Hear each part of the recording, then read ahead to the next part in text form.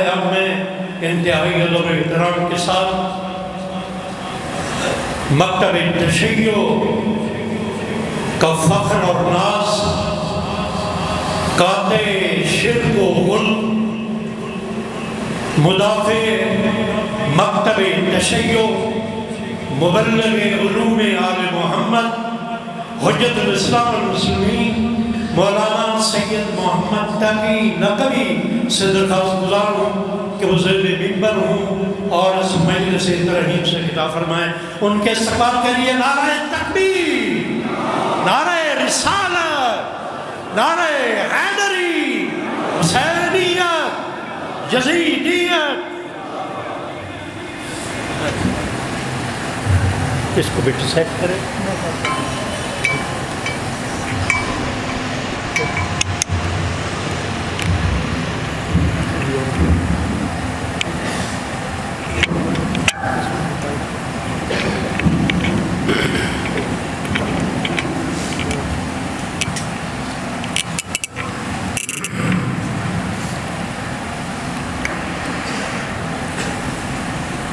بہت بلند صلوات۔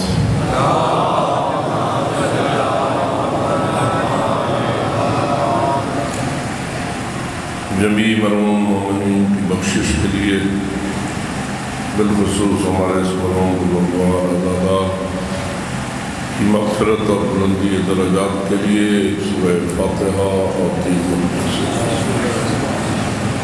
بسم اللہ الرحمن الرحیم، الحمدللہ إياك نعبد وإياك نستعين اهدنا الصراط المستقيم عليهم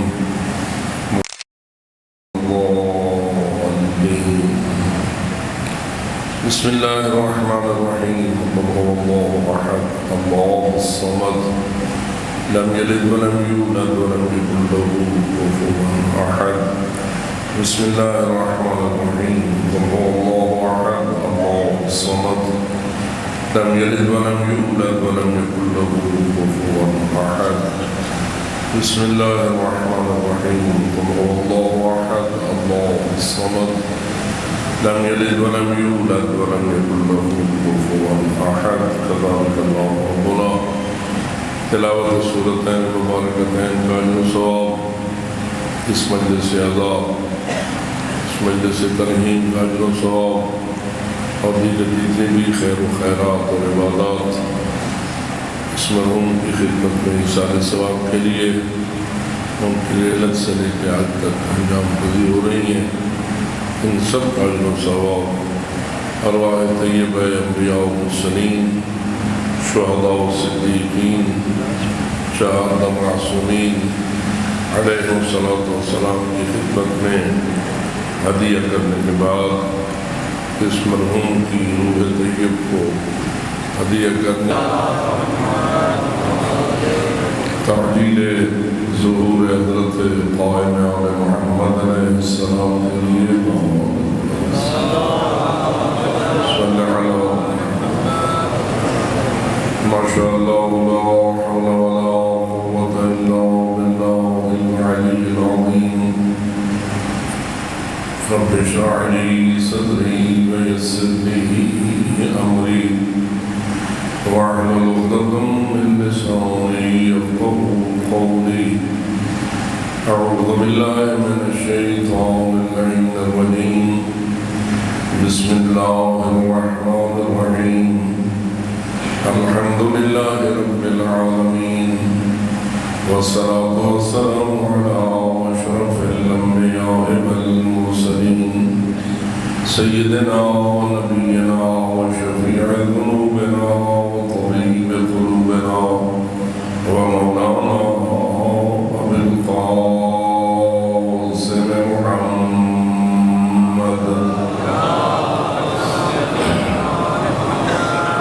والصلاة والسلام على أهل بيته الطيبين الطاهرين المعصومين الغر الميامين المنتجبين المكرمين الذين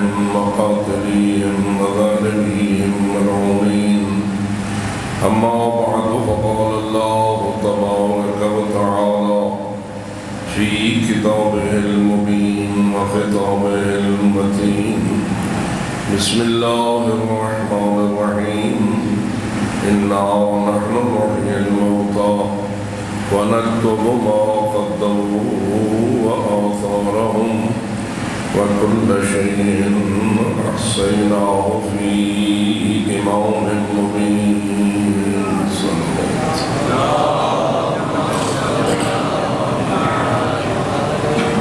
بارگاہ عدیت میں نیازمندانہ اور مخلصانہ التجا ہے کہ بحق محمد و اہل بیت محمد علیہ السلام آپ سب کی یہ شرکت اور پرخلوص عبادت اپنی بارگاہ قدس میں قبول اور منظور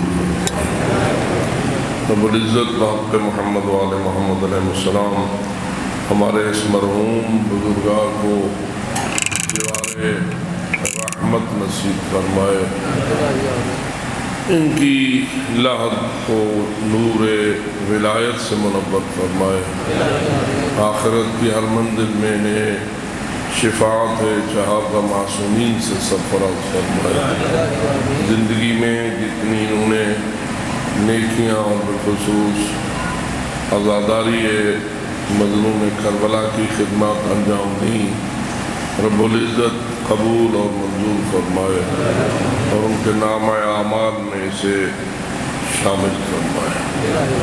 جو خطائیں ایک انسانی حوالے سے صغیرہ یا کبیرہ گناہ کی شکل میں ان سے صادر ہوئی ہوں، بحق شہدائے کربلا انہیں مغفرت سے سرفراز فرمائے، جنت کے بلند ترین درجات انہیں نصیب کرے، عذاب جہنم سے مکمل طور پر محفوظ فرمائے، بلکہ اس خاندان کے جتنے بھی بزرگان نوجوانان مرحوم ہوئے، ہماری دعا ہے رب العزت سب کو مغفرت سے سرفراز کرے، اور جتنے بھی اہل ایمان نور ایمان لے کر آخرت کے راہی ہوئے، آؤ مل کر دعا کریں خداوند منان ان سب کو مغفرت و رحمت نصیب فرمائے، اور ہم جو ابھی زندگی کی منزلوں سے گزر رہے ہیں اور سب کو یقین ہے قرآن کا اعلان ہے کل نفس ذائقۃ الموت، ہر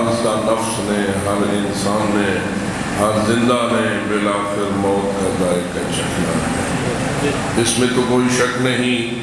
موت کے متعلق قرآن نے بھی اعلان کر دیا کہ ہر ایک نے موت کا ذائقہ چکھنا ہے، اور خالق موت و حیات نے کوئی موت کا نظام اور سسٹم ہی ایسا بنایا ہے کہ اگر نہ بھی فرماتا تو بھی سسٹم خود پکار کر کہہ رہا ہے کہ ہر زندہ نے بالآخر مرنا ہے۔ وہ لوگ کہ جو منکرین خدا ہیں، وہ لوگ جو منکرین رسول اللہ ہیں، وہ لوگ جو منکرین نبوت و رسالت ہیں، وہ لوگ جو منکرین آخرت و قیامت ہیں، وہ بھی مانتے ہیں کہ آخر ہم نے مرنا ہے۔ بڑے بڑے ملحد، بڑے بڑے کمیونسٹ، بڑے بڑے دہریے جو اصلاً دین کے کسی ذرے کو بھی ماننے کے لیے تیار نہیں اور مکمل طور پر منکر دین حق ہیں، وہ بھی اس امر میں شک نہیں کرتے کہ ہر زندہ کے لیے موت ہے اور یقیناً ہے۔ لیکن ایک سوال یہ ہے کہ کب مرنا ہے، کس لمحے مرنا ہے، ہماری زندگی کا سانس کب ٹوٹنا ہے، لمحے موت کب ہے، اسی مالک و خالق نے جس نے موت و حیات کو خلق کیا ہے یہ بتانا پسند نہیں فرمایا۔ موت کا بتا دیا ہے، اٹل حقیقت ہے، لیکن یہ نہیں بتایا کہ وہ کب مرنے والا ہے اور کسی شخص کی موت کا لمحہ کون سا ہے۔ اتنی بڑی جمعیت سے جو سارے الحمدللہ دین اسلام کی حقانیت اور ایمان رکھتے ہیں، میرا ایک سوال ہے کہ اگر اللہ نے نہیں بتایا موت کا لمحہ تو اس میں بہتری رہی ہے، یا اگر موت کا لمحہ بتا دیتا تو بہتری ہوتی؟ تو بظاہر سب اسی امر پر یقین رکھتے ہیں کہ نہیں بتایا تو اس میں بہتری ہے، اور اس سے معلوم ہوا کہ وہ اللہ وہی کرتا ہے جس میں بہتری ہوتی ہے۔ وہ حکیم مطلق ہے، ہر کام میں حکمت مد نظر ہوتی ہے، قدرت تو رکھتا ہے، کر تو سب کچھ سکتا ہے، ان اللہ علی کل شیء قدیر، لیکن کرتا وہی ہے جو اس کی حکمت کے مطابق ہوتا ہے۔ ہم سب مل کے بھی ہزارہا وسیلے اختیار کر کے خانہ کعبہ کا غلاف پکڑ کے روضہ رسول پر جا کے ائمہ خدا کے مزارات کا توسل کر کے قرآن سر پہ اٹھا کے اگر اللہ سے یہ التجا کریں کہ خداوندہ موت اٹھا لے، ایسی زندگی دے دے جس کے ساتھ موت نہ ہو، تو کیا خیال ہے ہمارا اللہ اس بات پر قادر ہے یا نہیں؟ ایسی زندگی بنا دے جس کے ساتھ موت نہ ہو، تب وہ قادر ہے یا نہیں؟ تو ہر مسلمان کہے گا کہ ان اللہ علی کل شیء قدیر، وہ یقیناً اس عمل پر قادر ہے کہ وہ ایسی زندگی خلق کرے جس کے ساتھ موت کا کھٹکا نہ ہو۔ لیکن آپ ہزاروں وسائل اختیار کریں اور اللہ سے یہ التجا کریں تو بھی اللہ آپ کی اس التجا کو ماننے کے لیے تیار نہیں ہے، اور کبھی بھی ہماری اس دعا کو قبول نہیں کرے گا۔ وجہ کیا ہے؟ وجہ یہ ہے کہ آپ نے ایک ایسا سوال اٹھایا ہے جو اس کی حکمت کے خلاف ہے۔ آپ نے ایک ایسی التجا کی ہے جو اس کی حکمت کے خلاف ہے۔ اس کی حکمت کا تقاضا یہ ہے کہ وہ ضرور موت کو خلق کرے۔ پھر ایک سوال یہ ہے، آپ سب حضرات اس پر تھوڑا سا دقت کیجئے، میں زیادہ طویل گفتگو کی پوزیشن میں نہیں ہوں۔ آیا ہم نے کتنا عرصہ زندہ رہنا ہے؟ کل ہماری زندگی کتنی ہے؟ تو بظاہر جواب یہ ہے کہ ہمیں اس کا علم نہیں ہے، اور اس کی وجہ یہ ہے کہ ہمیں اپنی موت کا علم نہیں ہے، اور زندگی چونکہ موت تک ہے اس لیے ہمیں اپنی زندگی کی مدت کا علم نہیں۔ لیکن میں سب حضرات سے اپیل کے ساتھ یہ کہوں گا، کیا یہ حقیقت ہے یا نہیں کہ موت کے بعد بھی ہماری زندگی ہے؟ ذرا ایک صلوات پڑھ دیجیے۔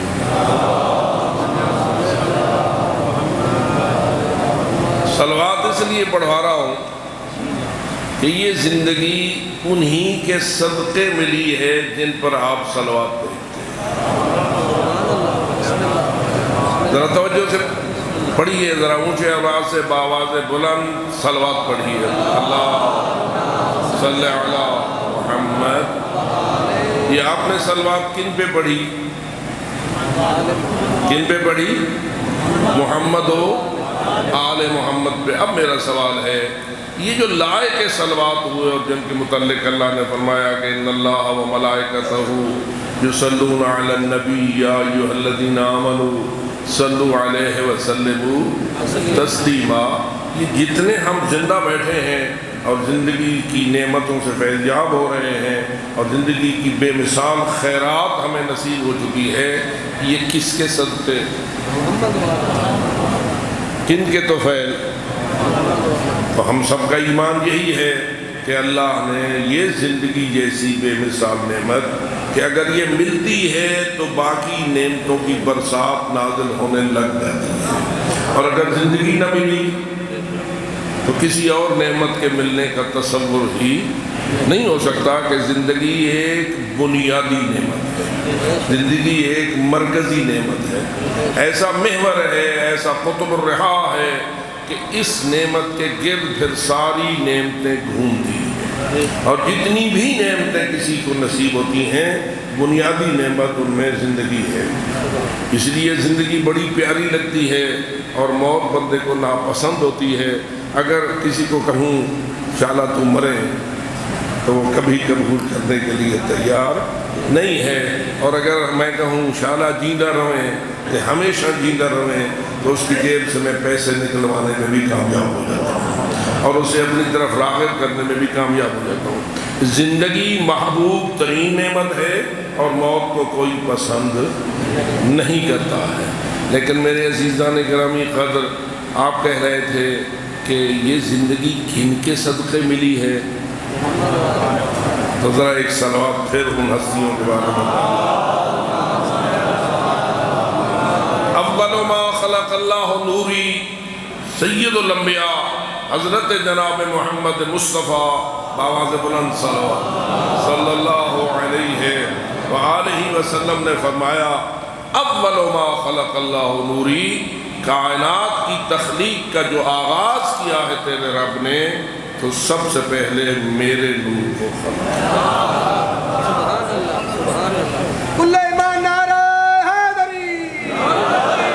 اور پھر رسول اکرم کی یہ حدیث بھی کسی سے چھپی ہوئی نہیں ہے کہ فرمایا انا وعلی من نور واحد، میں اور علی دونوں ایک ہی نور سے۔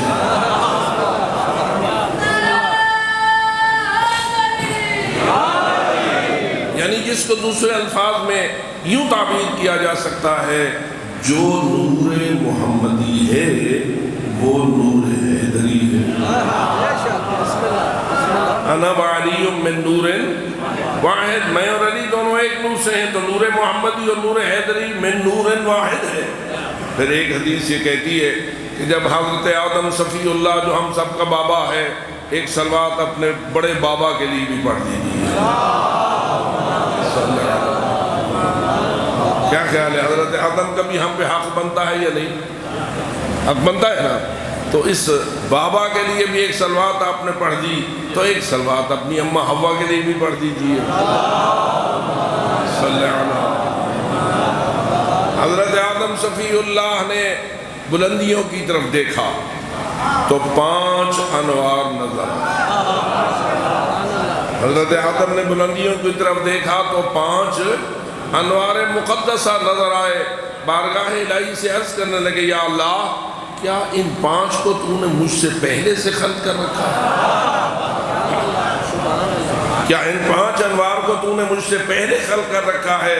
تو جواب الہی آیا، ہاں اے آدم، انہیں میں نے تجھ سے پہلے خلق کیا ہے۔ اپنے نظام کے مطابق میں انہیں تیری نسل سے بھی قرار دوں گا، لیکن یاد رکھ، اگر ان 5 کو خلق نہ کرتا تو تجھے بھی خلق نہ کرتا۔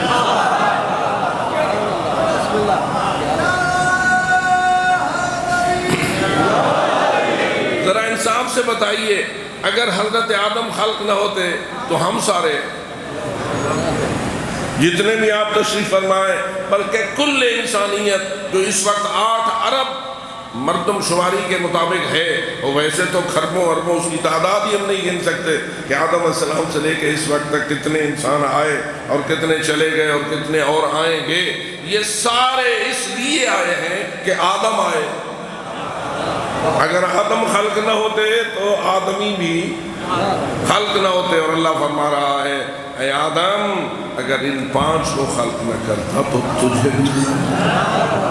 اس کا مطلب یہ ہوا، یہ جتنے سونے چہرے میرے سامنے بیٹھے ہوئے ہیں، یہ سارے بھی صدقے میں آدم کے ہیں، اور آدم صدقے میں 5 تن پاک کے ہیں، اسی لیے تو لائق صلوات ہیں۔ بآواز بلند صلوات پڑھی۔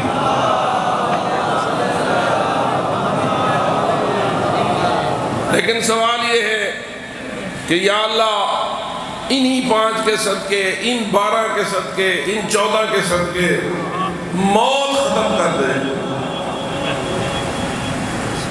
سن بیٹھے ہو، موت چنگی تو لگتی نہیں۔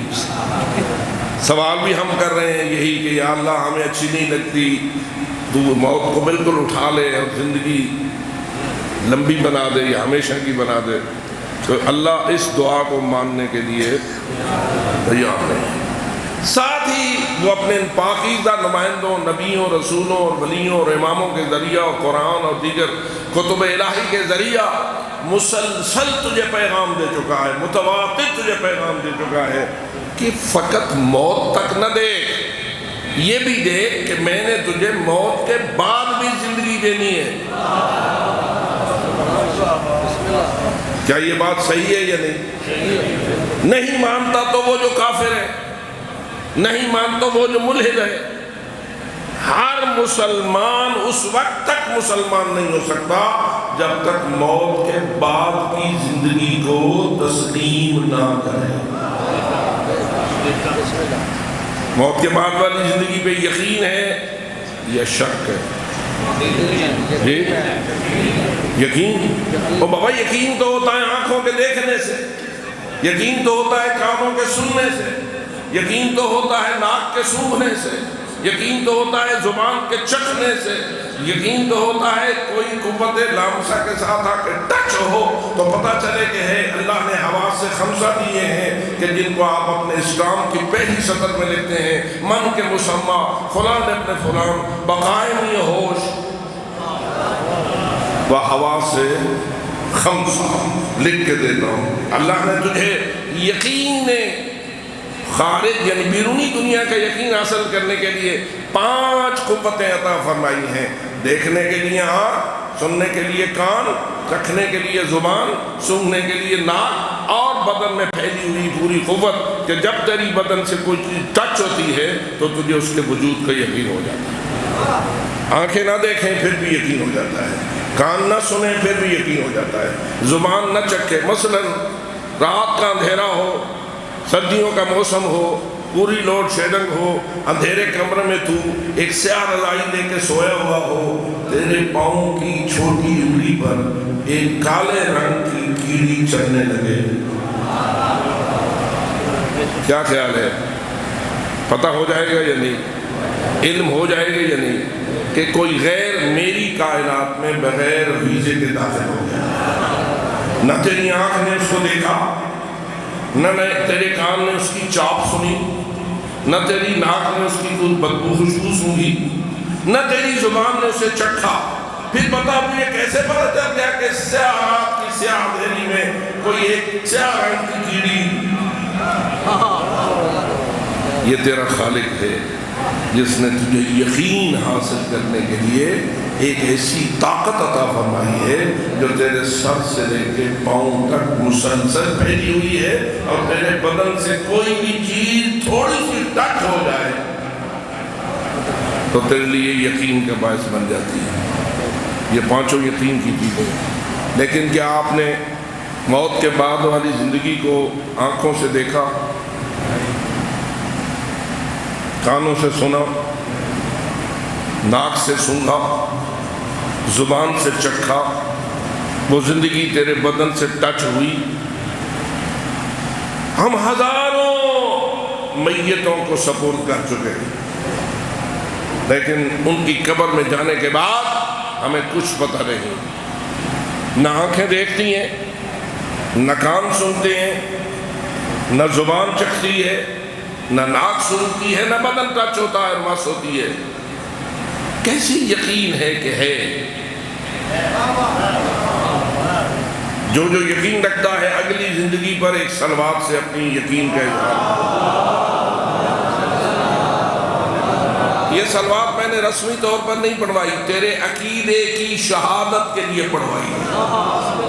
اگر تو ایمان رکھتا ہے اور یقین رکھتا ہے کہ موت کے بعد زندگی ہے تو ایک صلوات اس عقیدے کی گواہی کے لیے پڑھ، اس لیے کہ یہ کرامن کاتبین لکھ لیں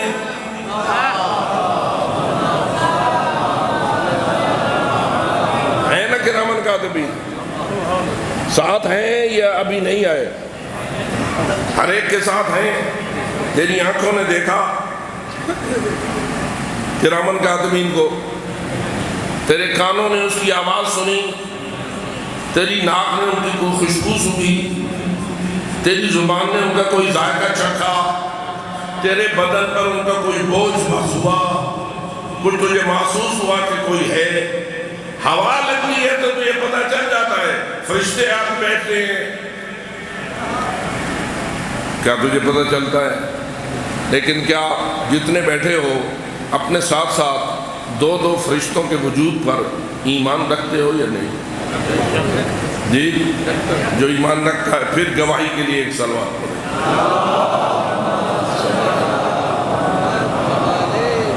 پھر میرا سوال ہے، آنکھوں نے دیکھا نہیں، ناک نے سونگا نہیں، زبان نے چکھا نہیں، کان نے سنا نہیں، بدن سے فرشتے ٹچ ہوئے تو ہمیں پتہ نہیں چلتا، تو ان کے وجود کا یقین تجھے کیسے ہو گیا؟ تو ایک جواب ہے، وہ زبان سچی ہے اور اس پہ یقین ہے جس نے ان کے وجود کی خبر دی۔ بسم اللہ۔ کچھ سمجھ آیا لا الہ الا اللہ محمد رسول اللہ میں کیا کمال ہے؟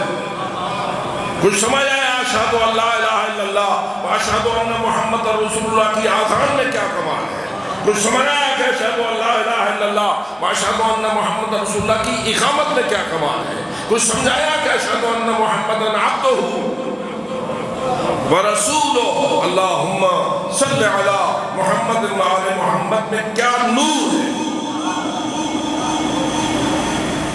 آنکھوں کے دیکھے سے موت کے بعد والی زندگی کا زیادہ یقین ہے یا کم یقین ہے؟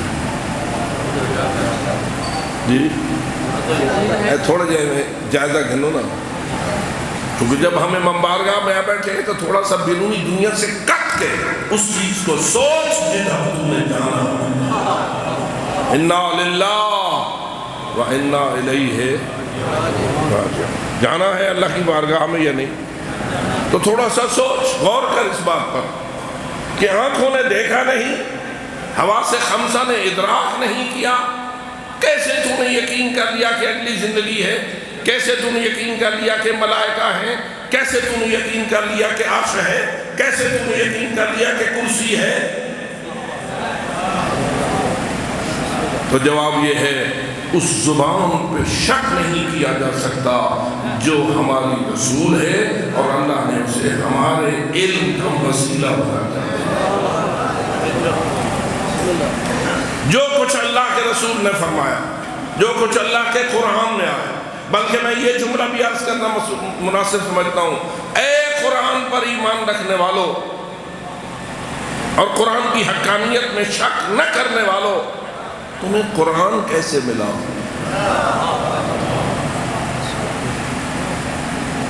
کیسے ملا؟ کہیں اسی زبان سے تو نہیں ملا؟ تیرا رب جو قرآن بھیجنے والا نازل کرنے والا ہے، کیا اس بات پر قادر تھا یا نہیں کہ رسول پاک سے ہٹ کر تیرے لیے قرآن کو نازل کر دیتا؟ مثلا نور کا ایک قرآن ہوتا، آسمان سے اترتا ہوا ہر کوئی دیکھتا، بیت اللہ کی چھت پہ محفوظ ہو جاتا، نہ دھوپ اسے نقصان دیتی، نہ بارش اسے نقصان دیتی، نہ زمانے کا گزرنا اسے نقصان دیتا، نہ بوسیدگی اور کہنگی اسے نقصان دیتی، بلکہ جوں وقت گزرتا جاتا قرآن کی نورانیت میں اضافہ ہوتا جاتا۔ کیا خیال ہے آپ کا رب قدیر اس بات پر قادر تھا یا نہیں؟ جو مثال میں دے رہا ہوں، قادر تھا، لیکن کیا اس نے کیا؟ لیلۃ القدر کا اندھیرا، غار حرا کی تاریکی، کیا خیال ہے شب قدر کو نازل ہوا نا، اندھیرا تھا یا نہیں؟ غار حرا میں نازل ہوا نا، اندھیری غار تھی یا نہیں؟ جو رسول لایا، جو فرشتہ لایا، اسے سوائے رسول کے اور کسی نے دیکھا؟ تو یہ اندھیروں میں، غار کے اندھیروں میں، رات کے اندھیروں میں نہ دکھائی دینے والے فرشتے کے ذریعہ تیرے اللہ نے نزلہ الروح الامین علی قلبک، اے میرے حبیب تیرے دل پر نازل کیا۔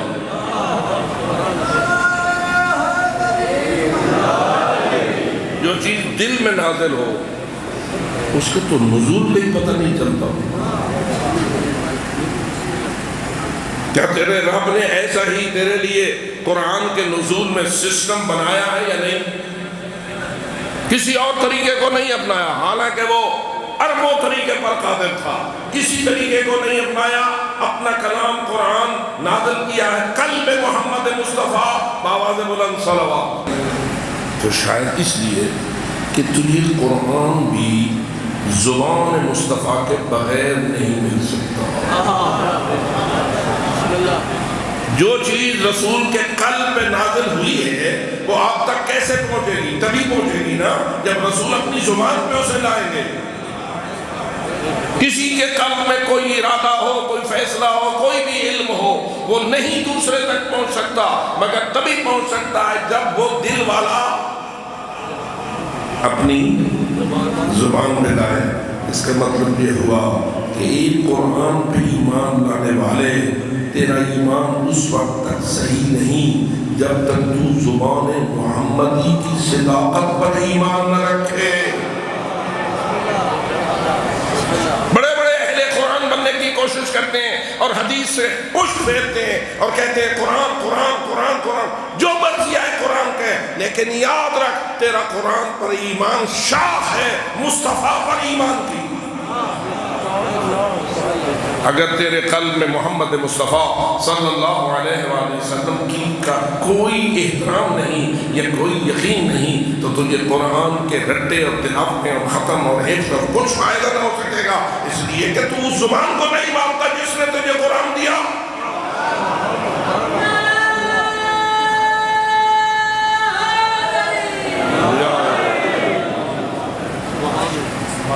کتنی عظیم ہے وہ ہستی جو فرماتی ہے اول ما خلق اللہ نوری، سب سے پہلے اللہ نے میرے نور۔ اس کا مطلب یہ ہوا تخلیق کائنات کا سلسلہ تیرے رب خالق نے اوپر سے نیچے کی طرف شروع کیا ہے، اعلیٰ سے ادنا کی طرف شروع کیا ہے، سب سے اعلیٰ کو سب سے پہلے خلق کیا۔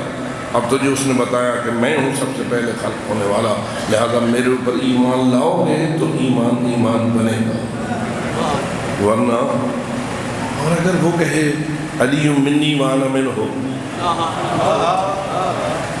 وہی سید الانبیاء اپنی زبان طاہر و مطہر و صادق سے یہ کہے علی منی کالرأس من الجسد، علی مجھ سے ایسے ہے جیسے سر ہوتا ہے بدن سے۔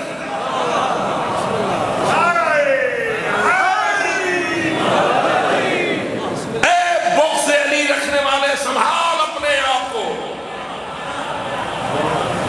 مصطفیٰ کی گردانیں تجھے اس وقت تک فائدہ نہ دے گی جب تک تو مصطفیٰ کے فرمان پہ ایمان نہیں لائے گا۔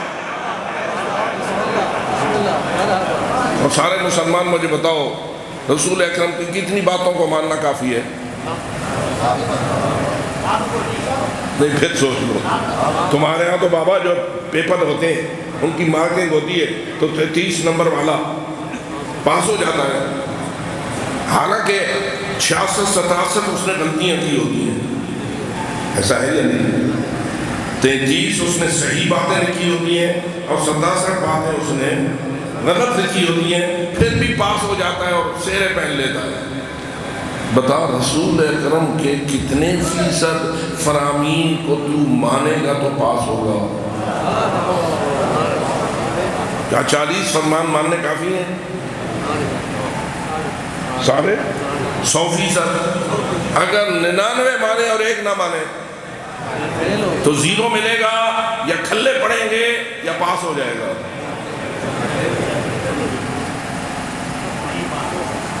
فیل ہو جائے گا، اور جو فیل ہو جائے گا اس کے لیے جہنم ہوگی یا جنت ہوگی؟ یہاں فیل فقط ملامت نہیں ہے، یہاں جو فیل ہوا وہ مخلدین فی النار، اللہ نے ایک ایسی آگ تیار کر رکھی ہے جس میں ہمیشہ اسے جلائے گا۔ فرماتا ہے ان عذابی لشدید، جب میرا عذاب ہوتا ہے تو نرم نہیں ہوتا۔ تو رسول اکرم کے فرامین کو کتنے فیصد ماننا ضروری ہے؟ یعنی 1 اشاریہ بھی گنجائش نہیں۔ تو فرما کیا ہو گیا ہے تجھے کہ تو نہیں مانتا من کن تو مولا ہو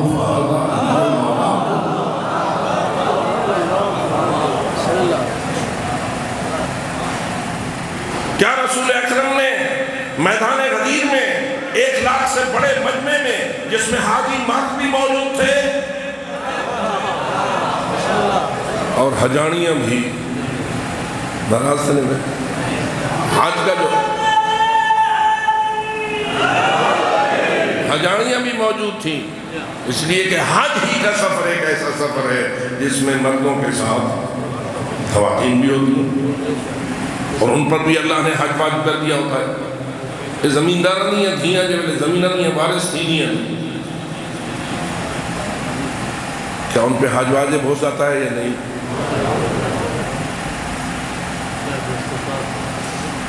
کیونکہ اللہ فرماتا ہے لِلَّهِ عَلَى النَّاسِ حِجُّ الْبَيْتِ مَنِ اسْتَطَاعَ إِلَيْهِ سَبِيلًا وَمَنْ كَفَرَ فَإِنَّ اللَّهَ غَنِيٌّ عَنِ الْعَالَمِينَ.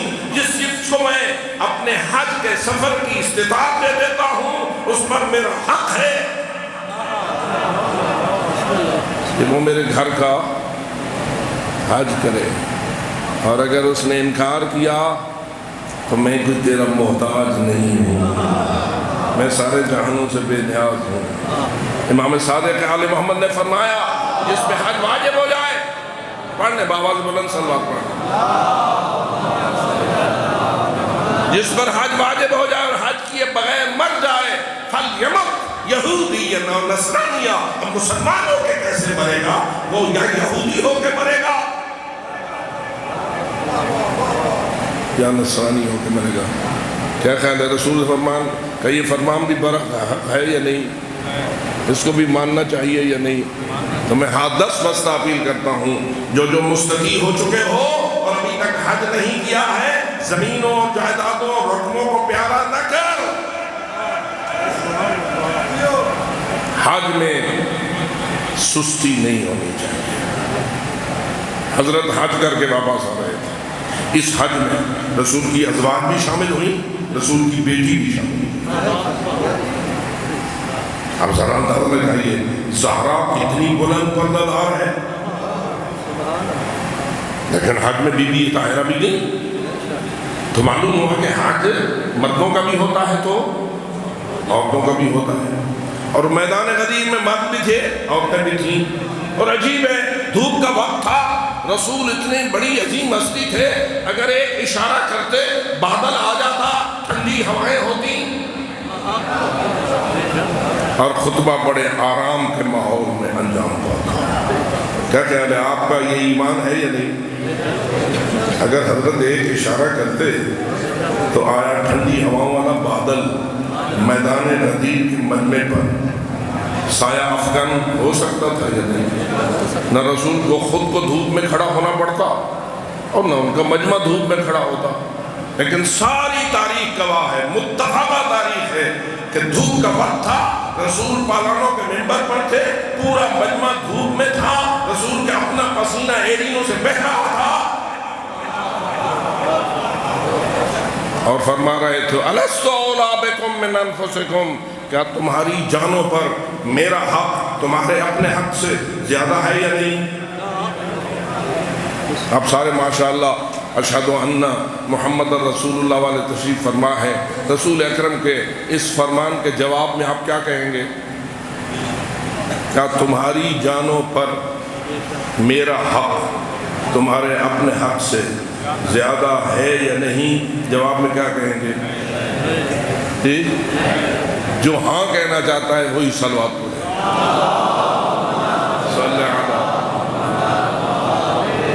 بس ہمارا ایمان یہی ہے نا کہ رسول اکرم کا حق ہم پر ہمارے اپنے حق سے بھی زیادہ ہے، اور جب زیادہ ہے تو جس کا حق ہماری جانوں پر ہم سے بھی زیادہ ہے وہی مولا ہوتا ہے.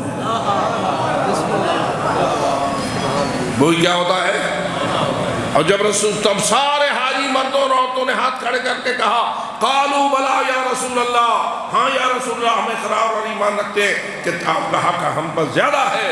تو فرمایا قم یا علی، علی اٹھے، ہاتھ پکڑا، چاروں طرف دکھایا اور پوری حاجی امت کو فرمایا من کنت مولا ہو،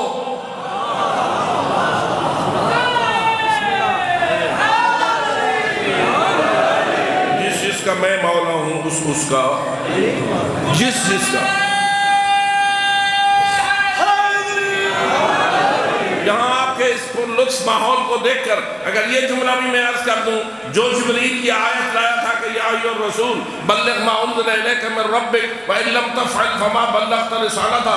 اگر وہ جبریل بھی اس مجمع میں کھڑا ہوا ہو یہ دیکھنے کے لیے کہ اتنا عجیب پیغام ہے اللہ کا کہ اگر تو نے یہ پیغام نہ پہنچایا تو تو نے میرا کوئی کار رسالت انجام نہ دیا، تو حضرت جبرائیل کھڑے ہو گئے ہوں گے یہ دیکھنے کے لیے کہ عجیب انداز سے اللہ نے حکم بھیجا ہے. دیکھو تو صحیح حبیب خدا اپنے اللہ کا حکم کیسے پہنچاتا ہے. اب جبریل بھی کھڑا ہے اور رسول پوچھ رہے ہیں کیا تمہاری جانوں پر میرا حق تمہارے اپنے حق سے زیادہ ہے یا نہیں؟ آپ نے تو ہاں کہہ دیا. میں پوچھتا ہوں ذرا جبریل تو بتاؤ. پتہ نہیں بات سمجھ آ رہی ہے یا نہیں؟ آپ سارے ماشاءاللہ جبریل پر ایمان رکھتے ہیں یا نہیں؟ بھائی تمہارا تو نکاح پڑھا جاتا ہے تو کہتے ہو آمنت باللہ ہے واہ ملائکہ پڑھتے ہیں یا نہیں؟ کس کس پہ ایمان لایا جاتا ہے؟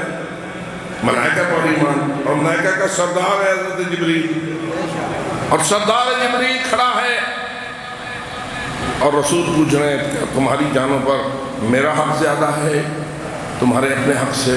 تو جبریل کیا جواب دے گا؟ نہیں یا ہاں؟ بولیے. آپ نے تو ہاں کہہ دی.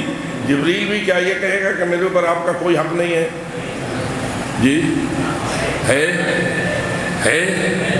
اب ذرا دیکھ رسول نے جب کہا من کنت مولا ہو فہذا علی المولا، تو فقط علی تیرا اور میرا مولا نہیں بلکہ ہر اس کا مولا ہے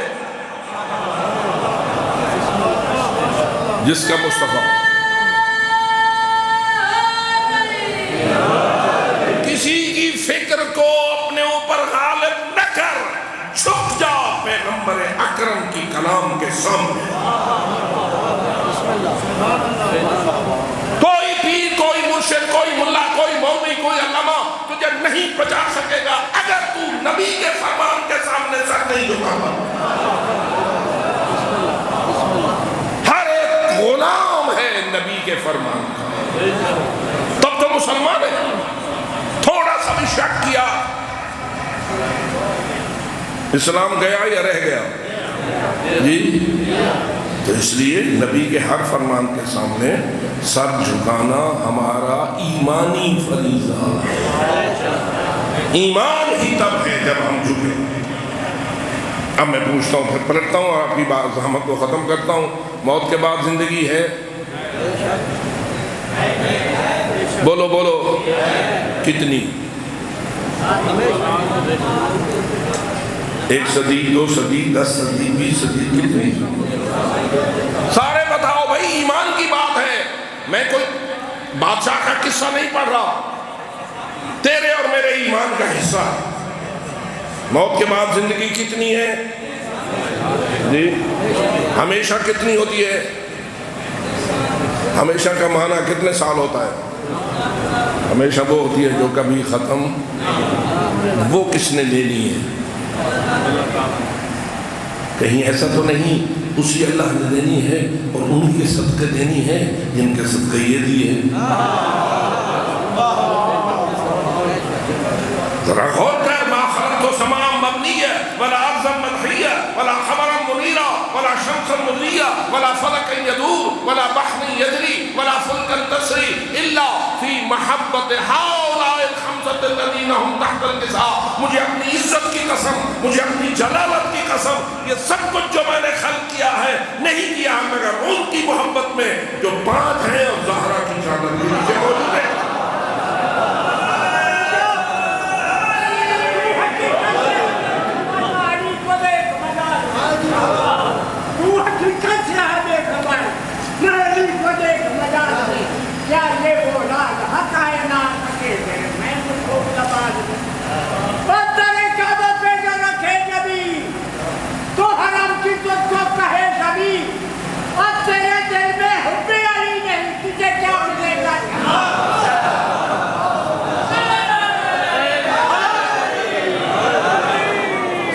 زندگی بھی انہی کے طفیل اور وہ ہمیشہ کی زندگی بھی موت سے پہلے والی بھی انہی کے طفیل اور موت سے بعد والی. چھوٹی کون سی ہے بڑی کون سی ہے؟ جی آپس میں کتنا فرق ہے؟ کسی سے فرق پوچھا گیا تو کہنے لگا یہ قطرہ ہے اور وہ سمندر. یہ زندگی موت سے پہلے والی قطرہ ہے اور وہ بعد والی. دوسرے باریک بین نے کہا تیرا حساب بھی ٹھیک نہیں، اس لیے کہ سمندر پھر بھی محدود ہوتا ہے، وہ لامحدود، وہ لامحدود ہے. اب ایک مجھے ریاضی کا سوال بتائیے، محدود پلس لامحدود، جواب پتہ نہیں میری بات آپ سمجھ گئے یا نہیں. محدود کو جمع کرو لامحدود کے ساتھ، جواب کیا آئے گا؟ لامحدود آئے گا یا محدود آئے گا؟ جی درمیان میں سے موت کو ہٹا لو، یہ محدود اس لامحدود کے ساتھ جمع کر لو، اس لیے کہ یہ بھی ہماری ہے اور وہ بھی، یہ بھی ہماری ہے اور وہ بھی. درمیان میں ایک موت والی بات آ گئی ہے، ورنہ زندگی تو ابدی ہے جس کی کوئی حد نہیں ہے. گویا تیرے مالک خالق نے تیرے اوپر یہ احسان کیا ہے کہ 5/12 صدقہ کے صدقے، 5/12 کے صدقے تجھے لامحدود زندگی سے نوازا. مصیبت یہ ہے کہ موت اتنی کوئی بھیانک ہے کہ ہمیں بعد والی زندگی کے بارے میں سوچنے ہی نہیں دیتی. لیکن کیا اتنا موت کو بھیانک ماننا چاہیے کہ بعد والی حقیقت ہی بھول جائے؟ اور پھر یہ سوچ، یہ اگر چھوٹی سی ہے اور وہ لامحدود ہے تو یا اللہ تو نے اس کو تقسیم کیوں کیا؟ سوال معقول ہے.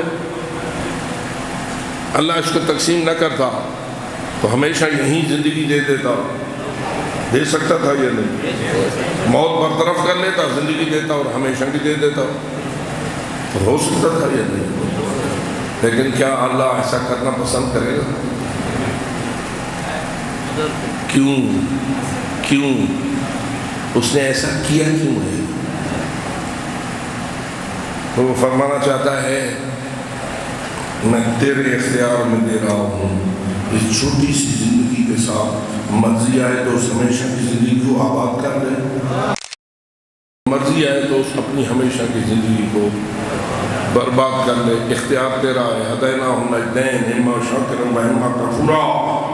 میں اپنے اوپر ڈال دیتا تو مجھے تو ساروں کو، میں رحمان و رحیم ہوں، سب کو جنت بھیجنا ہوتا، پھر محب علی بھی وہی، دشمن علی بھی وہی. اس لیے میں نے ایک دستور بنایا ہے، درمیان میں موت رکھ دی ہے، چھوٹی سی زندگی ادھر رکھ دی ہے اور بقیہ ابدی زندگی ادھر رکھ دی ہے. یہاں یہ ہمیشہ اس لیے نہیں رکھی کہ میں نے زمین کو ہمیشہ کے لیے بنایا ہی نہیں. جس زمین پر بیٹھے ہو کیا یہ ہمیشہ رہے گی یا ختم ہو جائے گی؟ اذا زلزلت الارض زلزالها، سورج ٹوٹ جائے گا یا نہیں؟ ستارے ختم ہو جائیں گے یا نہیں؟ سارا نظام ختم ہو جائے گا یا نہیں؟ قیامت آ جائے گی یا نہیں؟ تباہی ہونی ہے یا نہیں ہونی ہے؟ جس کو یقین ہے ایک سلوات دے دے.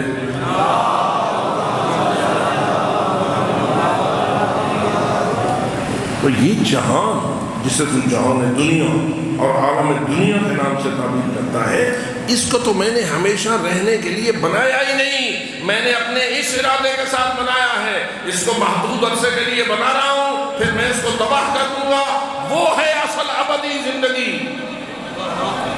اور وہاں میں نے ابدی زندگی کا جو سامان بنایا ہے وہ بھی ہمیشہ رہنے والا بنایا ہے. جنت کتنے عرصے کے لیے جاؤ گے؟ جو جنت جانا چاہتا ہے کتنے عرصے کے لیے جانا چاہتے ہو؟ 1,00,000 سال کافی ہے کہ اللہ آپ کو 1,00,000 صدیوں کے بعد کہے گیٹ آؤٹ؟ پسند کرو گے؟ نہیں. تو جنت ہے ہمیشہ کے لیے. گویا اللہ نے جنت کو خلق ہی اس ارادے سے کیا ہے کہ اس نے ہمیشہ رہنا ہے، اور اس میں جس نے رہنا ہے اس نے بھی ہمیشہ رہنا ہے. اللہ جانے وہ کتنے عظیم ہیں جو جوانان جنت کے سردار ہیں۔ الحسن والحسین سیدہ شباب اہل الجنہ وابوہما خیر منہما۔ حسنین جوانان جنت کے سردار ہیں، ان کا بابا ان کا بھی گویا سردار ہے۔ اور پھر مجھے تو ایسا نظر آتا ہے کہ جنت پہ سرداری ہے حسنین کی، حسنین پہ سرداری ہے علی و بطول کی، علی و بطول پہ سرداری ہے محمد مصطفیٰ صلی اللہ علیہ وسلم۔ اور وہ کتنے عرصے کے لیے؟ جی ہمیشہ کے لیے۔ حسنین کو یہ سرداری ملی کب تھی؟ سوالات تو میں کرتا ہوں، آپ کو سوچنا پڑے گا تھوڑا سا۔ حسنین کو یہ سرداری اس دنیا میں آنے کے بعد ملی یا دنیا میں آنے سے پہلے ملی؟ جی تو کب ملی؟ تو یہی جواب آخر بنتا ہے جب سے اللہ نے ان کے نور کو خلق کیا اس وقت سے جنت کا سردار بنا کے، اس وقت سے سرداری شروع۔ یہاں آئے تو سرداری ہے، یہاں سے چلے گئے تو سرداری ہے، کب تک رہے گی؟ جی جس کی سرداری ہمیشہ سے ہے اور ہمیشہ کے لیے ہے، تو اس کا بوجھ کیوں رکھتا ہے؟ خبردار خبردار خبردار، یزید اور یزیدیوں کے ادنا سی ایک ذرے والی محبت بھی اپنے دل میں نہ بٹھانا۔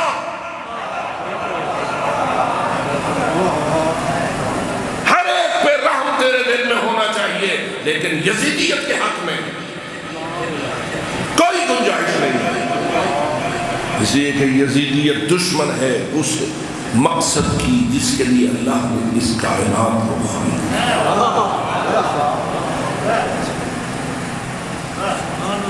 شخص کے حوالے سے نہ دیکھ، مقصد کے حوالے سے دیکھ۔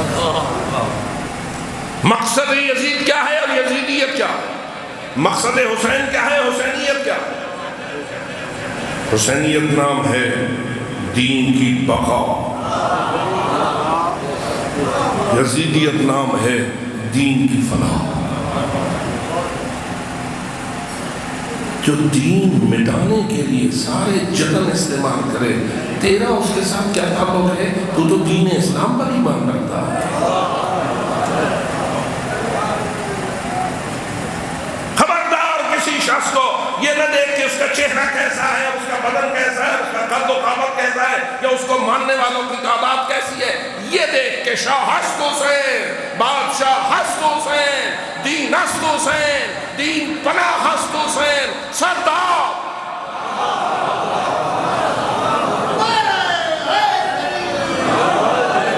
ندا دست در دست یزید، آگے خود پڑھ لیجئے، حقا کے بنائے۔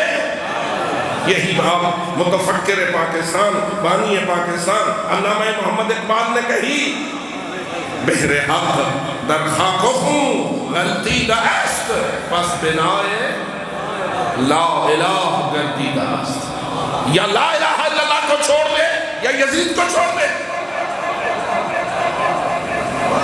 خبردار یزید کے حق میں تیرے قلب میں ذرہ بھی نرمی نہ آئے، اس لیے کہ اس نے کس کس کو ستایا۔ میں زیادہ نہیں پڑھ سکتا، اتنا پوچھتا ہوں، کوئی دشمن ترین بھی ہو تو اپنے دشمن کی بیٹیوں سے تو ہو سکتا۔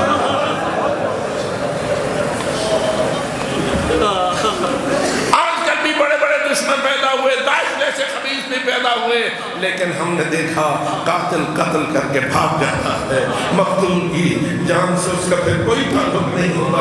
ذرا بتا تو صحیح، ہوا تو کربلا میں کیا ہوا؟ جب سر کٹ گیا اور اس شبر نے اپنا خنجر چلا دیا تو ختم ہو جانا چاہیے تھا نا قصہ، لیکن ذرا مجھے بتا تو صحیح کیا ہوا؟ ولد الزنا گھوڑوں پہ چڑھے، طاقتور گھوڑے، تازے نانا لگی ہوئی، اب کیا انہوں نے کیا ہے بیان نہیں کر سکتا۔ رزو صدرہ الى زہر، زہرا کے لال کے سینے کی ہڈیوں کو اتنا پیسا گیا، اتنا پیسا گیا کہ وہ ہڈیاں پوچھ سے ایک ہو گیا۔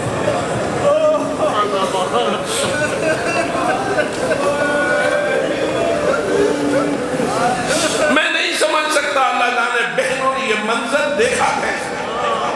ابھی میرے عزیز یہ پڑھ رہے تھے، بہنوں کے لیے تو اپنے بھائی کی فقط موت کی خبر ہی ان کو ہلا کے رکھنے دیے۔ ذرا بتاؤ ان بہنوں کے جگر کا کیا حال ہوگا، ان ماؤں کے جگر کا کیا حال ہوگا جو سارا دن کبھی علی اکبر پہ رو رہی ہے، کبھی قاسم پہ رو رہی ہے، کبھی دونوں محمد پہ رو رہی ہے، اور پھر اچانک دیکھتی ہے کہ یہ آواز آتی ہے الا قتل الحسین میں کربلا، اور یہ آواز آتی ہے کوئی زہرا کے لال کی لاش کو پامال۔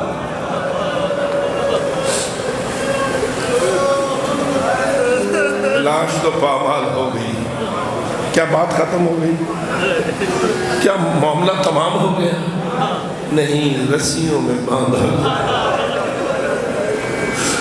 اونٹوں پہ لادا گیا اور وہاں سے گزارا گیا جہاں یہ پامال لاشا پڑا۔ اب بتا، جو بہن برداشت نہیں کر سکتی وہ کرے تو کیا کرے؟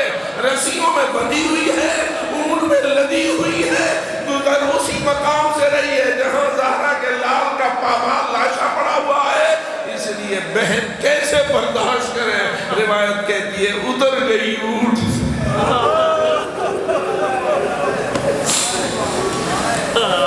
اونٹ سے اترنا خاتون نے گرفتار رکھا، یہ کچھ اور ہے، اور غازی کا کٹے ہوئے بازوں کے ساتھ گھوڑے کی سین سے اترنا کچھ اور ہے۔ اتر گئی بھی اور آگے دیکھا تو بس یہی کہنے پہ مجبور ہوئی انت اخی حسین،